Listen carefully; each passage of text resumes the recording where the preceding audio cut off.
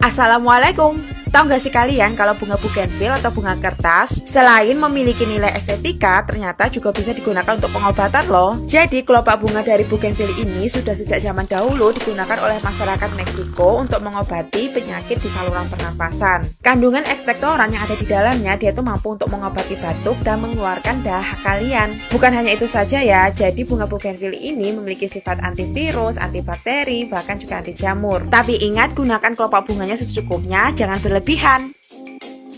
Nah, di sini ada beberapa sumber yang menyatakan tentang manfaat bunga bugenvil untuk saluran pernafasan kita.